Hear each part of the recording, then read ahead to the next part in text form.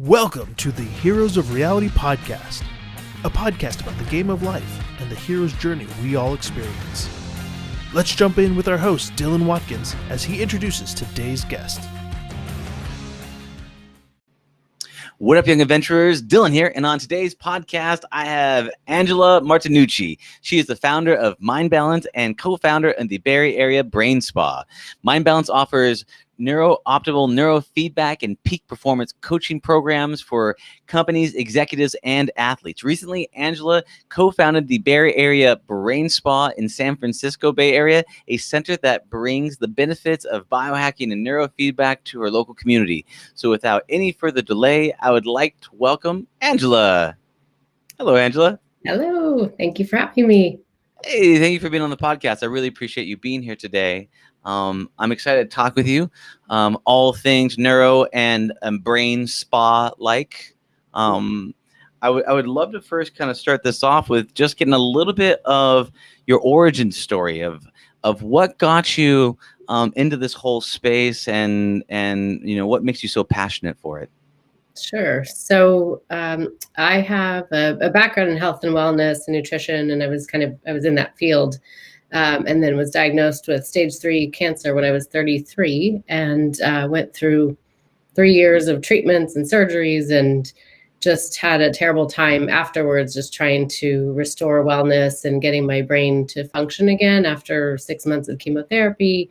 And so I had tried all these different things, and actually a family member introduced me to neurofeedback, and she said, I think that this might help you. And so that's how I got introduced to it. And I started using it for myself, and it helped with chemo brain and anxiety and insomnia and all these things I was dealing with. And it just resolved all of that. And then beyond that, I noticed a difference in my golf game, which I'd been playing golf since I was 13, and effortlessly it was just getting better. So I thought, okay, this is interesting. And I was on a retreat for a group of young cancer survivors here in the Bay Area. And a lot of the women were talking about their meds and their, whole cocktail of meds that they're on for anxiety and depression, all these different things. And that's when I thought, okay, maybe there's a reason that I found this, and that it's not okay for this young community to be just, handed a handful of prescription drugs to function for the rest of their lives, when there is an alternative that doesn't require medication and can get you back to feeling better. So that's when I decided to start my business and start off working with the cancer community initially, and it's really branched out from there in the last 9 years. So wow. The with cancer, do you want to explain a little bit of chemo brain? What that is, how it is, what are some of the effects of that, so people understand like what the neurofeedback helped with? Yeah, it's kind of, over the years, I've noticed that it's kind of like a brain injury. That's what I would compare the symptoms to. So kind of like you're operating through a fog and having trouble with word recall and just, memory in general, that kind of thing. So it's just really difficult to function. I've had like teachers that I worked with, and they go back to work after going through chemo and they can't remember students' names, or, an attorney that can't function, and they were a high performing attorney before chemotherapy. So it can be really debilitating. Yeah. I mean, it's like the pit you go through to try to get healthy. I mean, it's because the chemo itself is something that targets, I guess. Do you want to explain a little bit of the chemotherapy and how it relates to the cancer and all that, just so that I can kind of set the base? Yeah.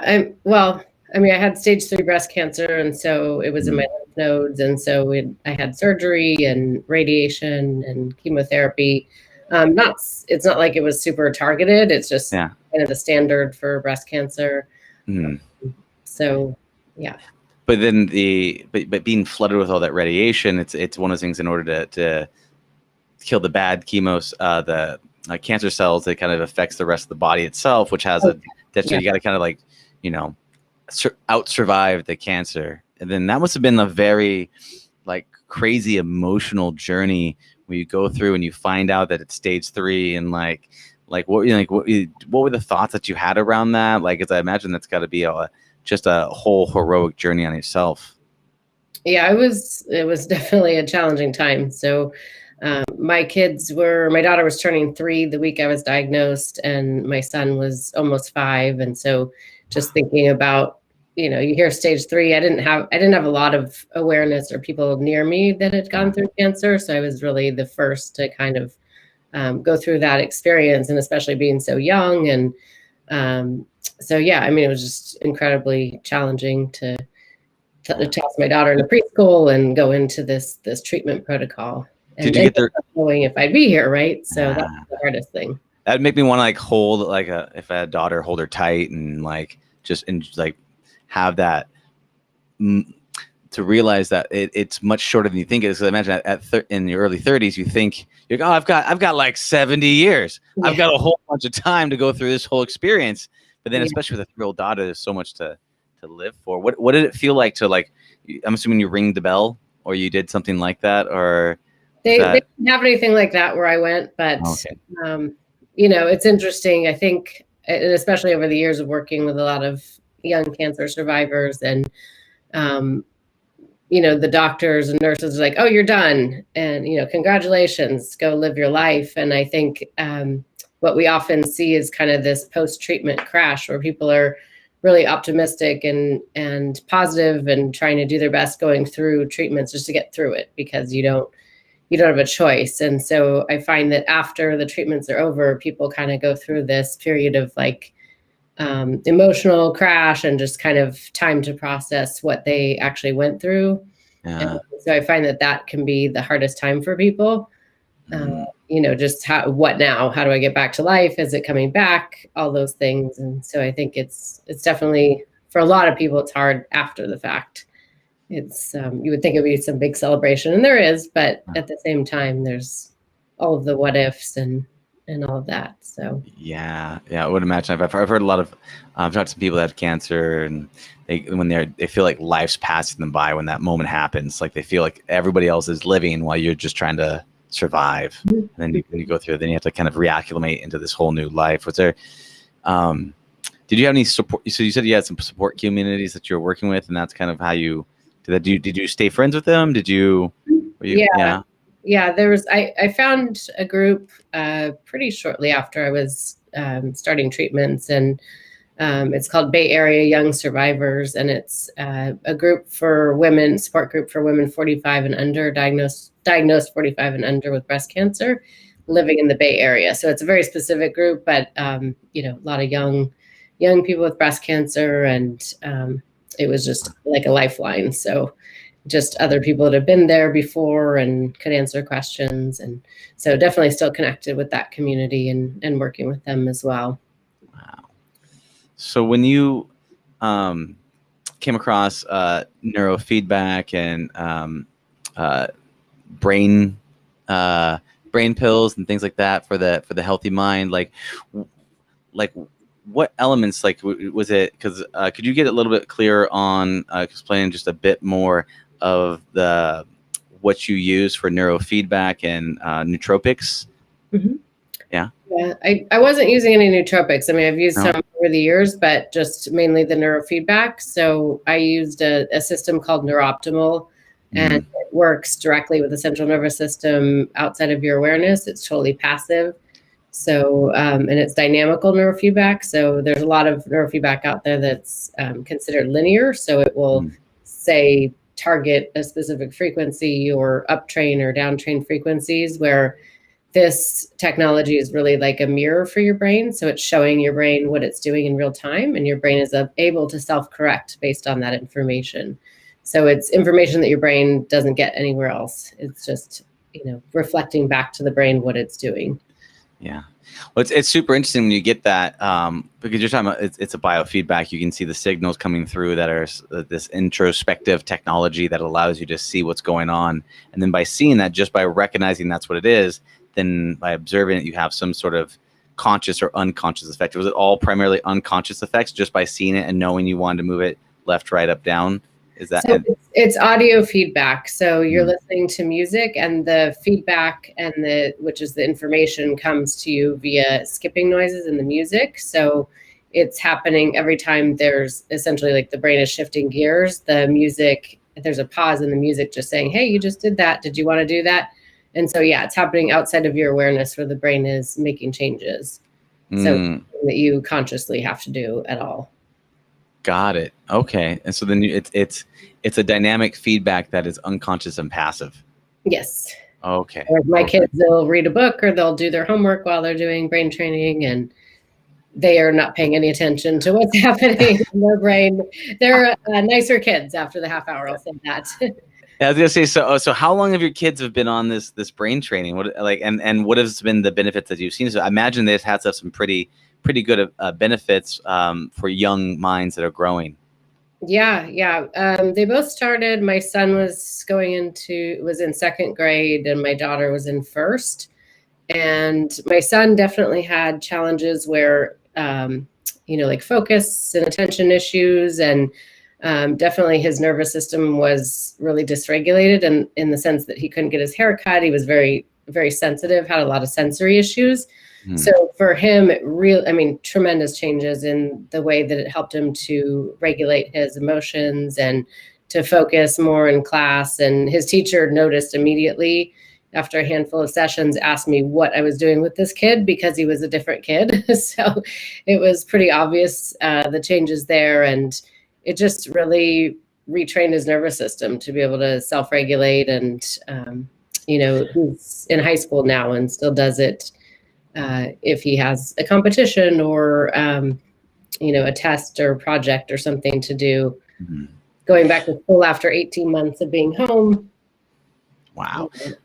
Yeah. So if you're looking at with him going through it, it sounds like there is a thing that sounds like a combination of the sympathetic parasympathetic nervous system, where if you're kind of being more calm, or is it shifting him? Is it shifting him in from like the to more of a calm state? And like what is really going on inside of there?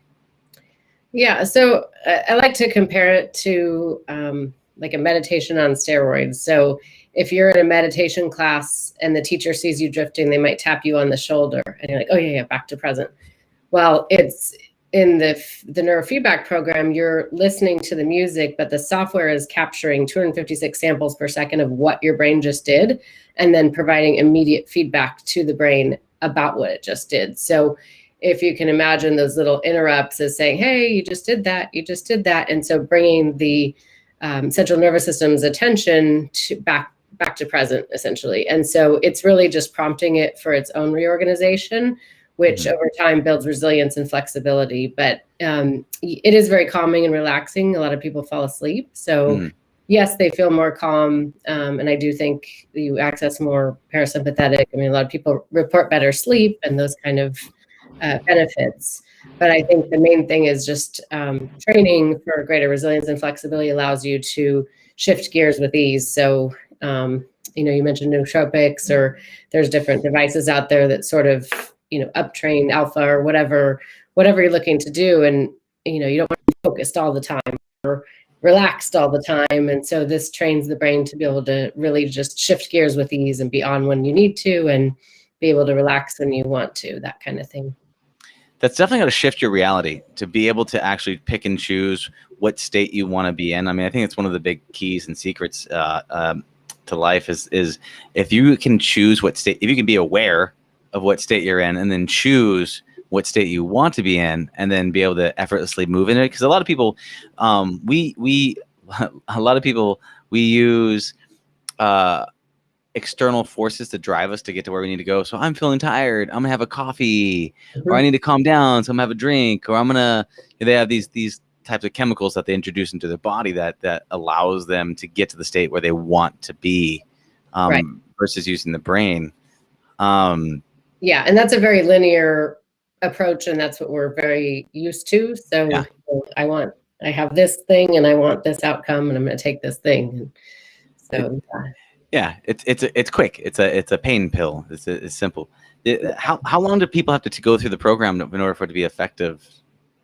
It's really individual. Particularly after being through a pandemic, a lot of people notice right away a benefit to even one session. They'll feel more calm or lighter or more clear, those kind of things. Better sleep. We hear a lot of better sleep comments. I worked with a MLB team, and one of the biggest things was sleep. I feel I'm sleeping so much better and I feel more calm.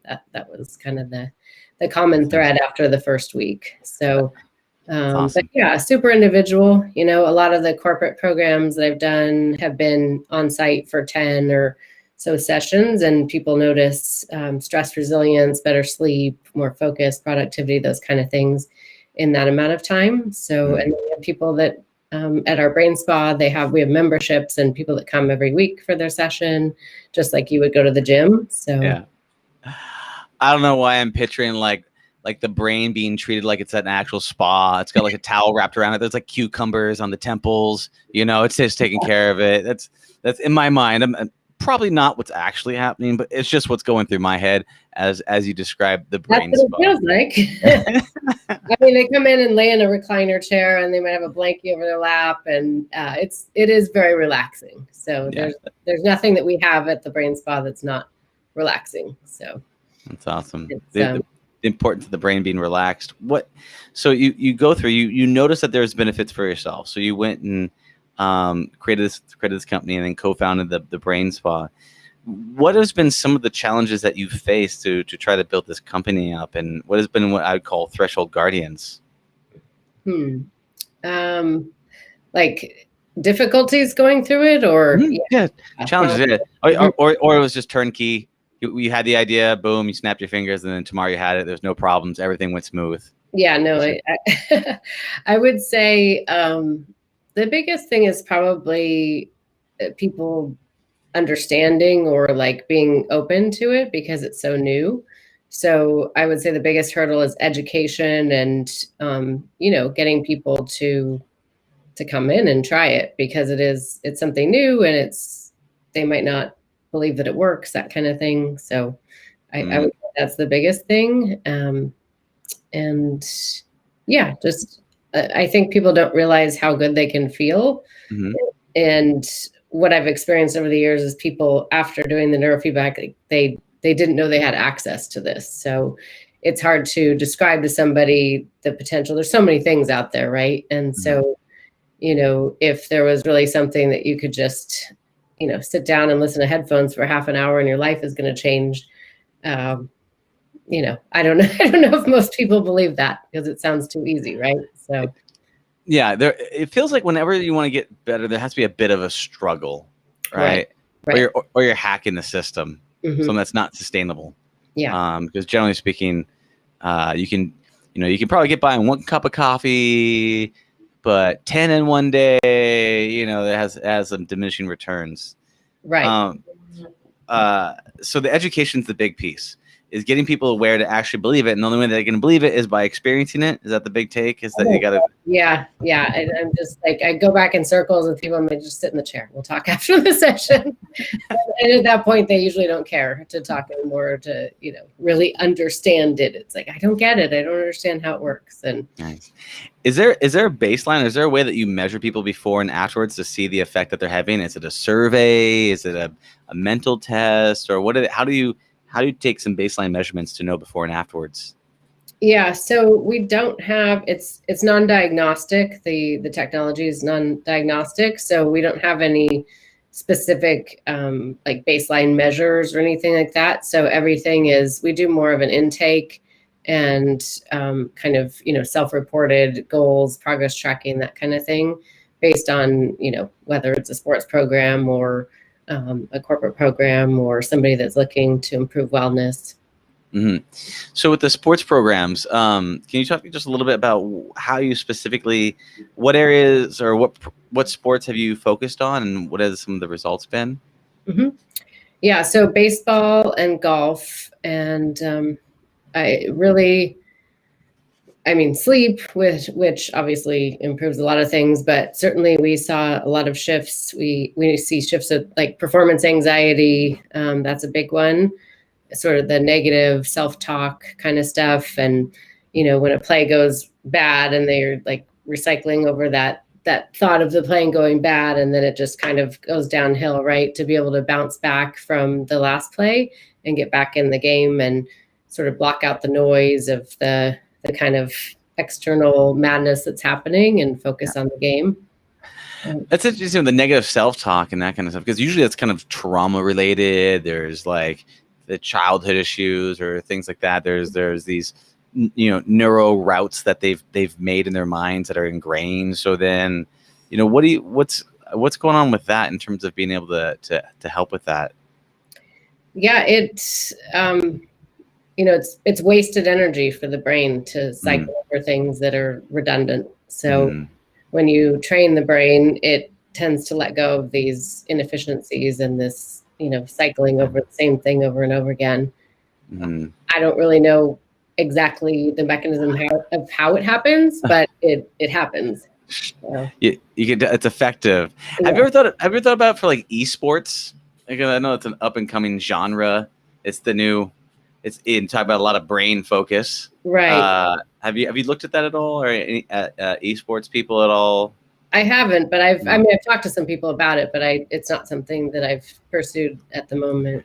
But yeah, I know that it's like a lot of focus for a long time, that kind of thing. So yeah, and then it's applicable for any brain can benefit. So. Yeah. Well, it's sports are sports, and you're competing with other people, and like any competitive advantage that you can get into is a big thing. I know it's on the rise, and people are looking at it. So I was just curious about that. What about for yourself? Like, how do you armor up for the day with going through challenges and things like this? Do you also meditate? Do you do other things besides the brain training, or what does it look like for yourself to gain resilience? Yeah, I would say the neurofeedback has really just been a huge thing for me. Besides sort of I look at it like the central nervous system is like this. We have this spectrum, and kind of like working out or person that's fit or unfit. Like unfit is on one side, and you can move along that spectrum. So with the central nervous system, maybe someone with severe dysregulation, like I started off with. And then as I did the neurofeedback, I got to a place of functioning and like managing my life and getting back to a place of functioning, right? And then after that, I continued to train. And what I noticed was some pretty significant things for myself in life. And so one was extreme social anxiety going away, which had been a lifelong thing. And being able to public speak, that's something I never could have done in the past, and sort of starting my own business and putting myself out there, all of those things would not have happened without the neurofeedback. So, pretty significant changes that have stayed. And so I would say it's just completely transformed. And then my nervous system is so regulated because I do it regularly. So, but yeah, I love to meditate. I love to hike, and being outside, that kind of thing is my thing. So got it. So you wake up blissed out. You're like, everything's great. I don't get that. Everything's just you kind of levitate out of the bed when you wake up in the morning. Right. That's exactly right. Yeah. It's a side effect of the brain training, levitation. Yes. Yeah, exactly. So some results may vary. That's awesome. So then talk to me about the relationship between the brain training and the brain spa, the NeurOptimal feedback, and also the brain spa. Is that one's local versus one's remote, or how do they work together?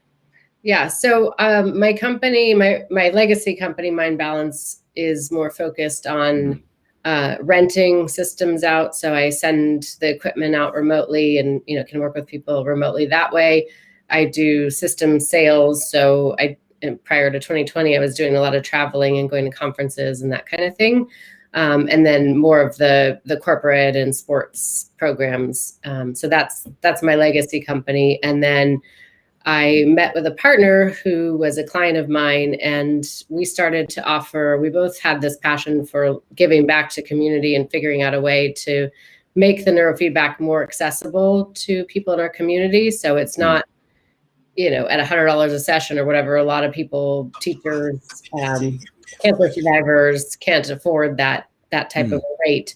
So we started getting together and offering community neurofeedback. We just pop up chairs and offer it at a sliding scale. And then we decided, well, what if we had a permanent home for community neurofeedback?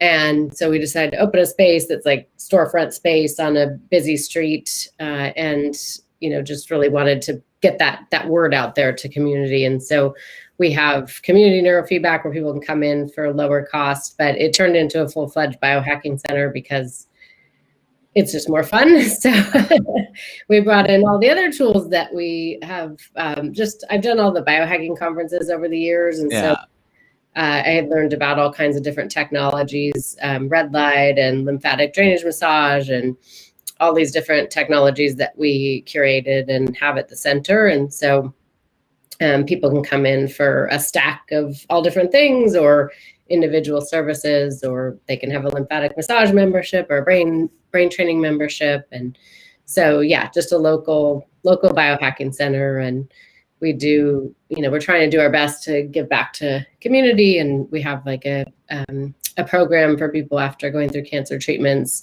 that's curated specifically to detox and support cellular rejuvenation and the brain training for, everything that we spoke about. So that's cool. You said it's just more fun. So it just turned into a full-on, I could imagine a bunch of just biohacky, geeky people just going out and having fun, playing with other technologies and just seeing what they do on their body. It's interesting when people are like scientists of themselves, right? And they just kind of say, what does this do? Or what does this do?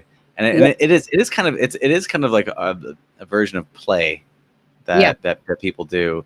Is there patterns or types of people that you see that regularly go in and you kind of go, okay, this guy is kind of like this. Okay, this is kind of the path that they go on. You talked about like cancer treatment paths. There's a path of, we're maybe put them on the Vive or something like that, and move them through a system of things. What are some of the typical patterns of people do you see go through the program? Yeah, we definitely see a mix of people. We get people, like you were saying, that just love to play and they want to come in and relax. And so we offer like biohacking brain spa parties. And so they come in with a group of friends and they can have the whole space to themselves and just move from station to station. And so that is one of the things that we have going on. And then, I would say we do get a lot of kind of chronic illness folks that are they've tried everything else and just looking for something else to help with what they're dealing with. And then, we do get a mix, people that come for kind of more athletic recovery, post-op, people that just love biohacking. So it's quite a mix. Have you ever tried stacking any of that with psychedelics, just out of curiosity? Because it seems like those cultures of people are very similar-ish. The people when I hear chronic illnesses, I know people have tried both those paths. So I don't know if you've ever had any crossover of those more plant-based technologies. Yeah, we haven't, not at the center, but I mean, we certainly know people who have done it outside of the center. So it's curious. It seems like there's crossovers and stuff like that. How did the pandemic, was that the genesis for not traveling and doing the brain spa, or how has that affected you and what you're trying to do? Yeah, it definitely affected me working with the professional baseball team, and everything kind of shut down and there were a lot of layoffs and all of that. And so that whole world just kind of shut down that I was working with. And then I was running retreats, biohacking retreats in Mexico.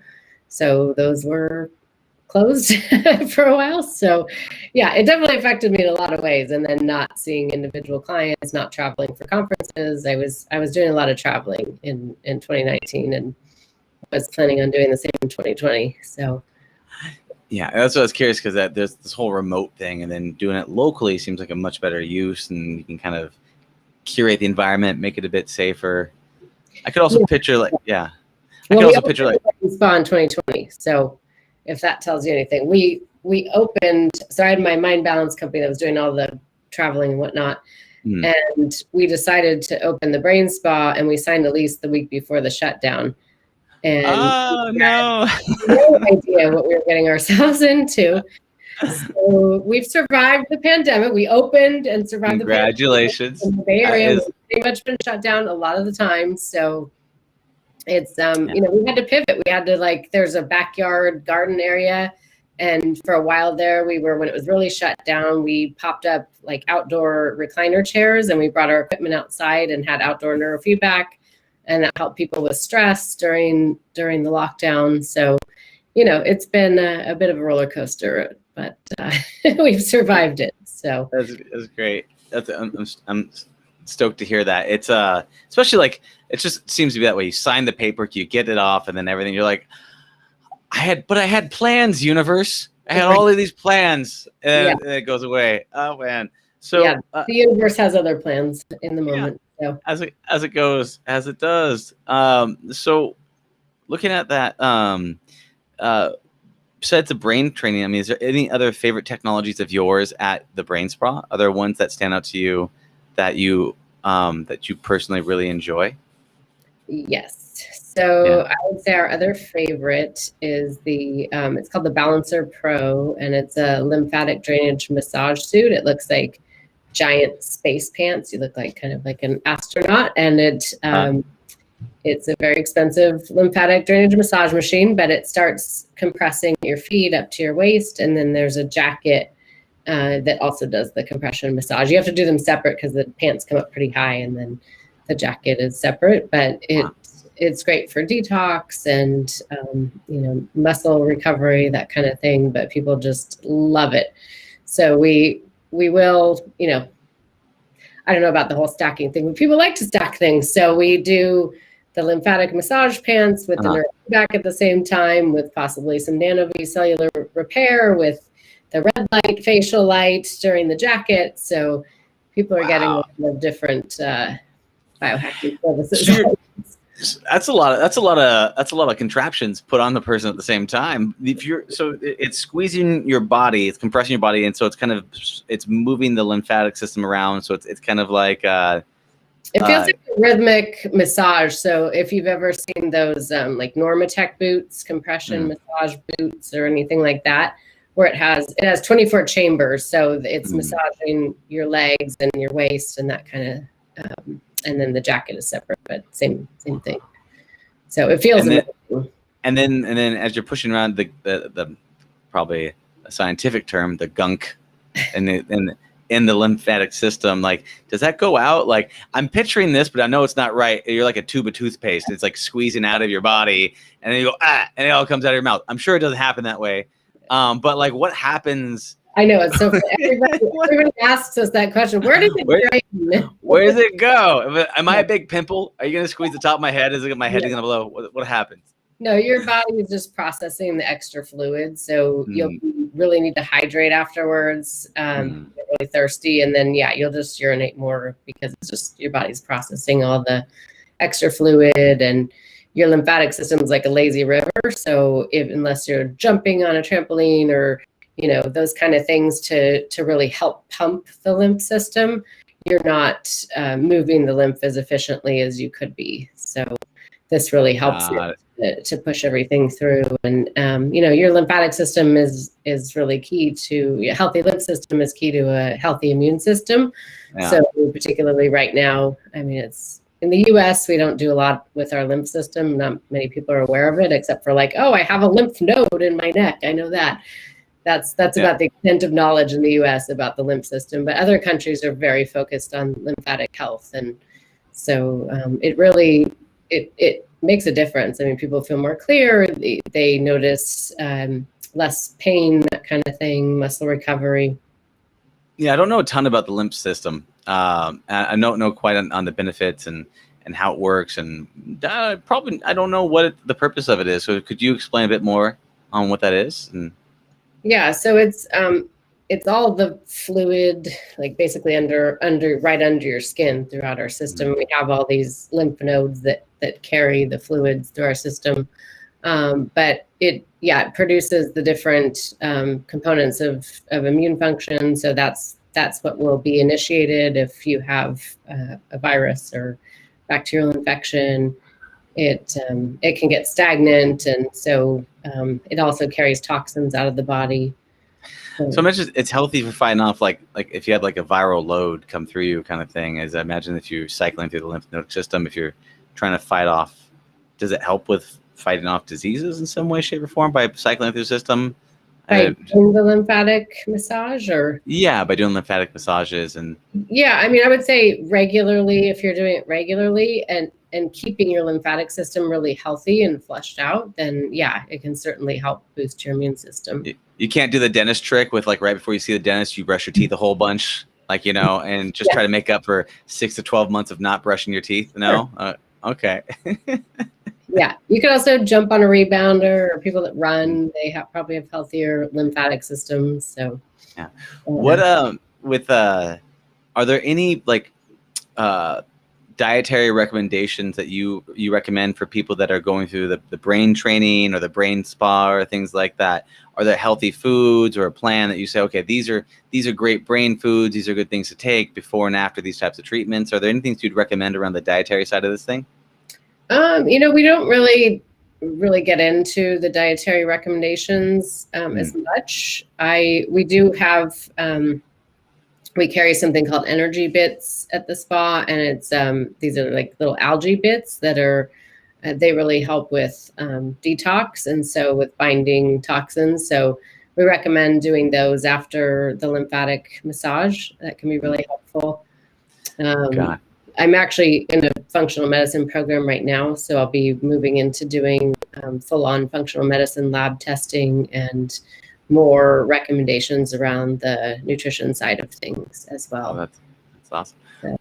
So on that, like, what is your so there's there's the genesis of the brain training and doing the brain spa, and then it became on a full-on brain hacking center, biohacking place, and now you're doing functional medicine. Do you have like a holy grail for what you're trying to do? Is there an ultimate end game of a place you'd like to create or a business you'd like to build that is like this flag on a mountaintop thing?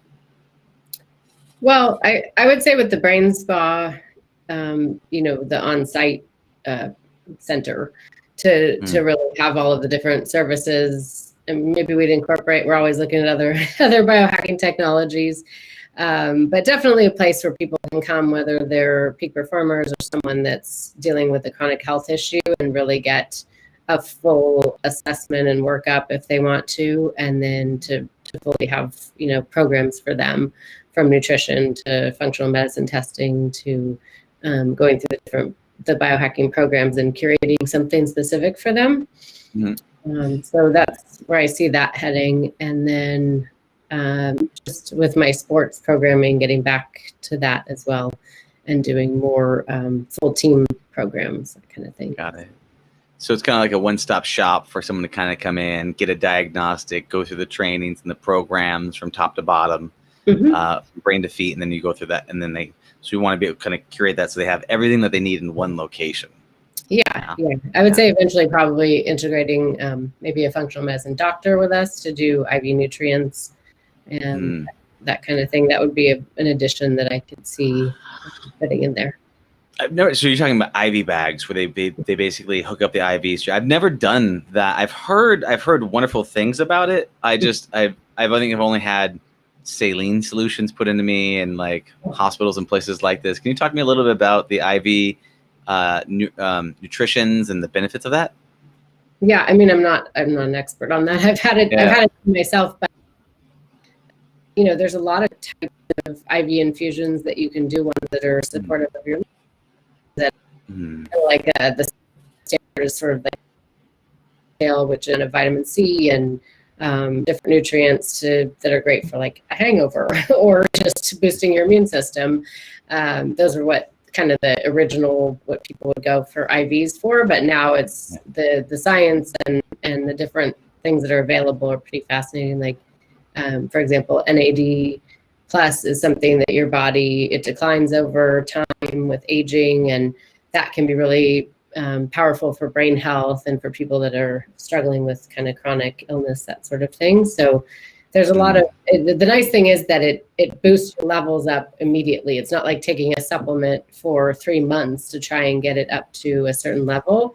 You're just infusing the body with it. And so people often instantly feel better. That's awesome. Yeah. I've heard of a couple of cases of people going on crazy benders in Vegas and then just using the IV bag because, you know, it's what humans like to do. Sometimes we like to abuse our bodies as much as possible and take the quick fix. Yeah. And I could see it being of a benefit because it goes right through your system. Do you look at the gut at all? Do you have people poop in bags and then analyze their poop? Is that a thing that happens over there, or is there anything that you look at that for Not at this point, but with the functional medicine testing, it will be full, gut testing, all kinds of different functional medicine assessments. So that's cool. Yeah. But they said the gut is a second brain. So I figured if you're doing brain training, then maybe you can work in the gut at some point in that whole situation. Yeah. No, it's crazy how connected they are. And, yeah. I don't think we don't even know, how much they're connected. I mean, we know they are, but it's incredible. And I think that is a big part of the future of medicine is customized probiotics, for, lack of a better word, but to optimize the microbiome and make it very customized, I think is for disease, for, depression, those kind of things. Yeah, that customized medical recommendations or customized medicine, precision medicine for individuals is super interesting, where you can go in, you can get analyzed, you can come back with a thing, go, okay, this is what's going on, this is what I specifically need for me, I work with these things. And that where they're super fascinating for a lot of people. I did like the DNA test, like the 23andMe's, and tried to like figure out like what foods work for me. Apparently jalapenos are my jam. And so like I go through and eat a whole bunch of stuff. So it's whenever you can get that custom information on what you should and shouldn't do, it's super, super interesting. Is there anything a part of like the biofeedback centers that you leverage, anything about the personal data that then you can recommend things for them? Is there stuff that you say, oh, based on these inputs, you should probably do, circuit A, B, or C?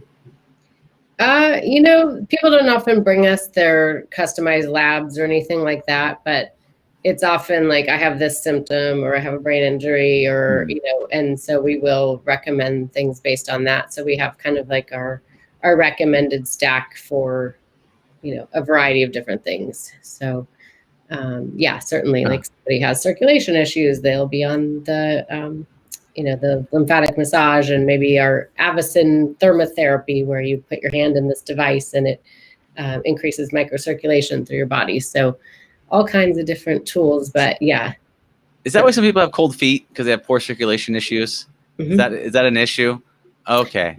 Yeah, it could be poor circulation. It could also be thyroid. A lot of times if you have a hypothyroidism, you can have cold feet and hands. Oh, interesting. Okay. It could be a variety of things. Yeah. Okay. Because I get my fiance puts her cold feet on my legs as I try to sleep. I'm trying to figure out what I can do about that situation. And I was like, you have a hypothyroid issue. You need to go poor circulation to go take care of this problem. My legs are not your warmer. Put some socks on. Socks on. Go heal yourself. Go jump on something a couple of times. Move that lymph nodes around. I don't know. That can help. Noted. Yeah, that's awesome. Sure. What do you think are for what you want to build this kind of soup to nuts human garage to help people get better, and if this is the holy grail of what you want to create, like what do you think is the biggest dragon that you face? What is the biggest challenge that you face for being able to create a center like this, if this is your holy grail? Well, right now I would say that we have so many offerings, we're running out of space. So at the moment, that's our challenge. And right now, with having to be spaced with the pandemic and everything, and keeping people spaced enough that they feel comfortable, it's that's our frustration right now, is not having enough square footage. So I think having a bigger space and being able to fully build out our future dreams would probably be the next step to having, just something larger. And we certainly get people that ask us all the time, oh, where's the brain spa in LA, or where's the brain spa in Texas? So I think that's the next sort of, what do we do with that? Because everybody wants to open what we have somewhere else. And so do we look at franchising, or, so that's the next sort of conundrum to figure out where we see that going, and if we want to grow or just grow locally, or. It's the big questions. Okay, yeah, it's like expansion, right? Because it's when you're local and you're in one spot and you can see, you can control, it's great. It's the scaling of the thing that is usually difficult, especially when you have it nailed. Because it's lots not of anything to scale. It's, it's not an app or something that, or a online training program or something where you can have unlimited amounts of it. So yeah, it's a hard technology. Where do you want to go next? Is there a spot you want to go next? Is it LA? Is it Texas? Or is there other spots that you had in mind? like if I were to open another space, I would say probably Marin, which is across the bay from us, but they're really into wellness, and so I could see it being a really big thing there. Got it. Okay, cool. I was Yeah. just curious about the locations. So then, like, when people are looking to get into this, what is the best thing for them to get started? Like looking into this type of technologies, is it using the NeurOptimal, or what is the gateway drug to this brain training stuff? What does that look like? Yeah, I mean, we do have providers all over the world. So if somebody was wanting to try NeurOptimal, they could go find themselves a local provider based on where they are. And then if they were looking to, do a more intensive and do more sessions within a couple months or a month's time, they could certainly reach out and do a rental system and do more work directly with myself. So those would be the different options. And then if you're in the Bay Area, come see us at the Brain Spa. That's awesome. And do all the stuff. Yeah, all the toys. And then what about, like, do you guys ever partner up with, like, I imagine this would be a good fit for like life coaching kind of stuff, where people like analyzing them, they're getting beats on them, and they can get all the equipment and stuff. Is there things to do with that as well? We've had coaches who have approached us about, sending their clients to us or that kind of thing. But, we get some referrals. Like there's a hyperbaric oxygen center, so that's not life coaching, but but we do have strategic partners in the area that offer something that we don't offer, and so we work together that way. So the hyperbaric is amazing, and we work with a chiropractor that does upper cervical chiropractic work. That's really great. So. Just trying to connect with other, local acupuncturists, that kind of thing in our area. So I could see that. Yeah. The hyperbaric, I've never done that. That's primarily for the benefits of the brain. Is that the hyperbaric? I think it's a compression where you feel like you're going at depth. Can you talk a little bit about that? It's like it simulates a dive, and you're under pressure, however they describe it, but you go different depths depending on what the goal is. So for example, I had a brain injury a year ago, and so I did hyperbaric to recover as part of my recovery from that. And so yes, it is used for the brain. It's used for brain injuries. It's used for recovery after surgery, that kind of thing. And then you're at depth, and then you have oxygen on. So the idea is that you're under the chamber is under pressure, and you are taking in this oxygen, but because you're under pressure, it's saturating oxygen through all your tissues, and it even crosses the blood-brain barrier. So that's the idea there. So, and athletes use it for recovery, that kind of thing. It's all kinds of good uses. That's awesome. Is there any of these technologies for you with biohacking in these spaces? Is there anything that you're like, that's too much, that's too crazy, that's too out there, or that's too dangerous? Is there things that you've seen that get you, look in the space, you're like, that's too much, I'm gonna tap out here? Yeah, I used to think that I couldn't do hyperbaric. I thought, it's too claustrophobic or whatever, but now I love it. So that felt kind of scary or whatever to me, and I didn't really have an interest until I had a brain injury. I don't know. I don't think there's anything nothing too intense that that I'd shy away from. I don't know. I mean, it's all interesting. Trying new things. I don't know. Sometimes there's the people in the space. There's ones that are just over the top. Have you seen any use cases with like virtual reality? Have you seen people using any of virtual reality for any of this brain training or feedback or any of that stuff?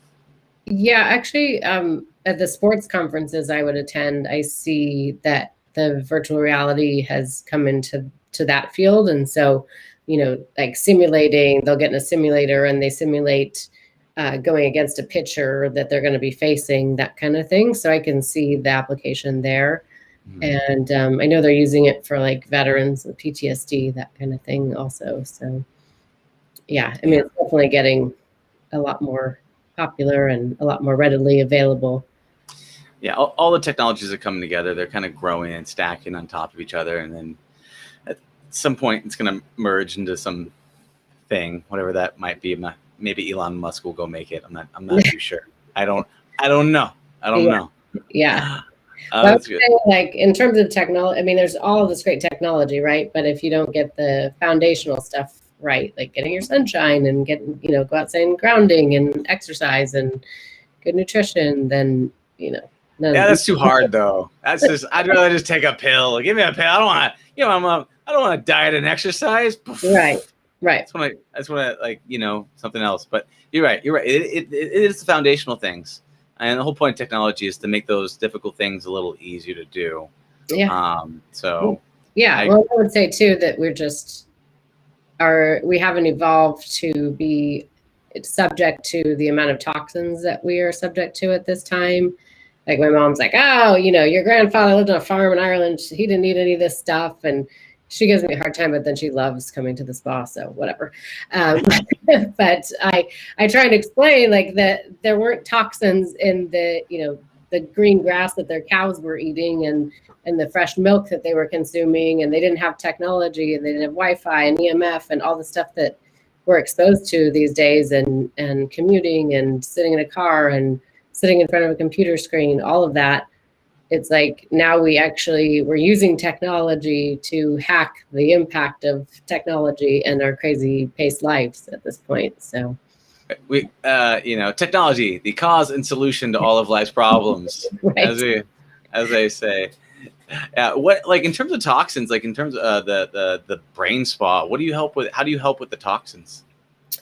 Doing the lymphatic massage. So we really see that and the neurofeedback go hand in hand, because if you've got a bunch of toxins in your system built up, your brain's not gonna perform very well. But if we can help your body to flush out the excess toxins, then your brain has a better chance of performing better with the neurofeedback. So it's all together.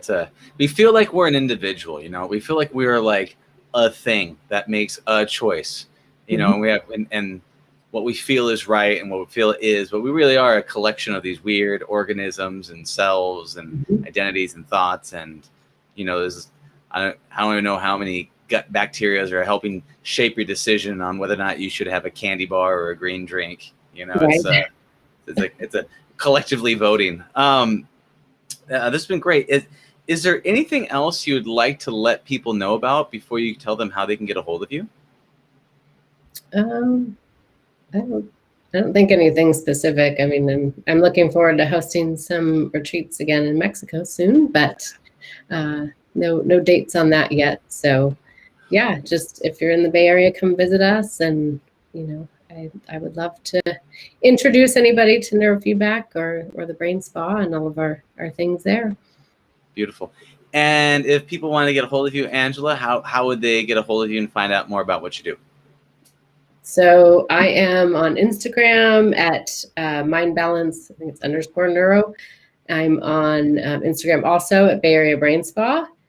And they can shoot me a message or email Angela at mindbalanceneuro.com. And you can find me online at Mind Balance Neuro or Bay Area Brain Spa. Search any of those, you'll find me. Love it. All right, Angela, thank you so much for your time. I appreciate you coming on here. Doing your good work with helping people have healthy minds and bodies. And I really appreciate you coming on. So thank you so much. And I will see you in another reality.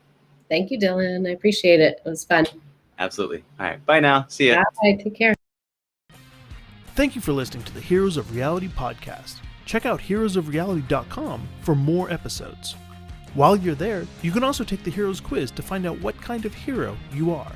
Or if you have a great story and want to be on the podcast, tell us why your hero's journey will inspire others. Thank you for listening.